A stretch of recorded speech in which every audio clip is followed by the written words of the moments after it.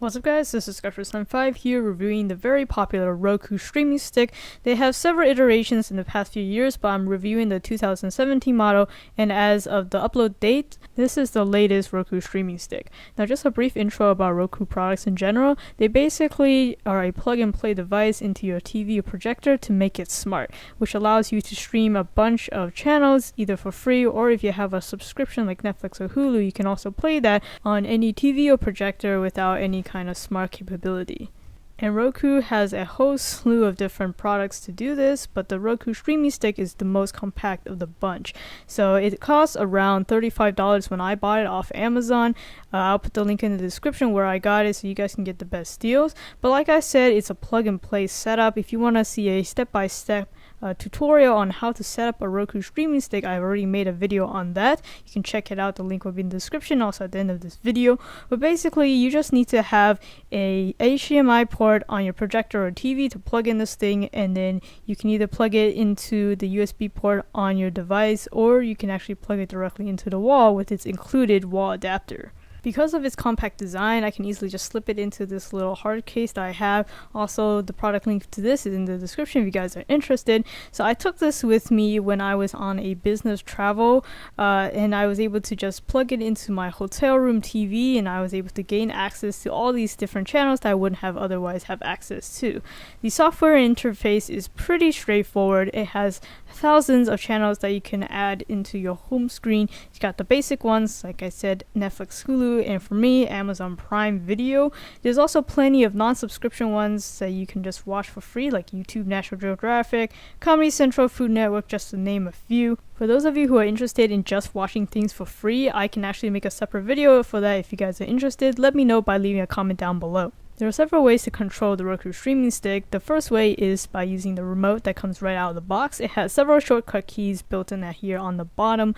There's also this voice search button that you can use to search across the Roku ecosystem, but unfortunately this only works on the Roku mainstream, so you can't really use the voice search within the apps, unfortunately. I think that's probably one of the biggest flaws, but that's easily fixable with an update in software. Another nice feature of the Roku remote is that it can actually control the volume and power of compatible TVs too. It doesn't really work with projectors, but it does work with the TVs that I've tested with. If you don't like the remote that came in the box, you can technically buy other versions of Roku remotes, and there's also third-party ones that you can purchase.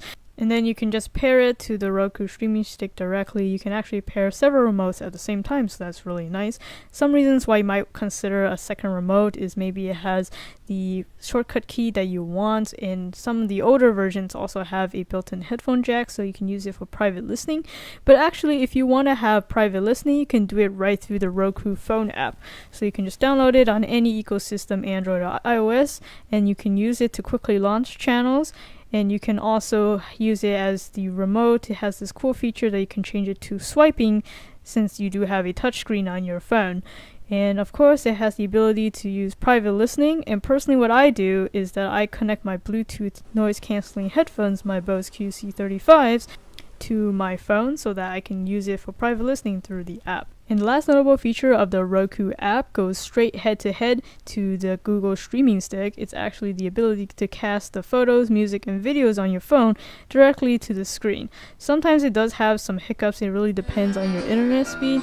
And for whatever reason, I actually couldn't use the phone app when I was in my hotel. But otherwise, I am very impressed with the Roku app. It really accompanies the Roku streaming stick very well. So after using this Roku streaming stick for over 2 months on the travel, on the go, I think it's the best value streaming stick out there right now. It has the most media for the buck. Roku is even considerate enough to include batteries for the remote right out of the box, and even offer a free HDMI extender if you need it. There are some minor issues with the interface, as I mentioned before. I would have liked to see a resume watching button on the main screen, so if you watch something really consistently, you can just go straight to it. But again, these are all software issues that I think they can easily fix in the future. The only other streaming device that I would recommend over this streaming stick would be Roku's 4K streaming stick, for those of you who already have a 4K TV and plenty of 4K content to stream. Otherwise, this is the best budget device to get streaming content. Thank you for watching this video. If you found it helpful, please give it a like. It'd be greatly appreciated. And make sure to subscribe to my channel, Skyforce95, if you haven't already, to get more content like this. Or if you're watching this on Amazon, head over to my channel URL right here, or just search it up on YouTube, Skyforce95. There you'll see a bunch of my product reviews and unboxings. Feel free to browse, or if you want to search for something specific, just hit that search field. That'll do it for this video. This is Skyforce95. Thanks for watching.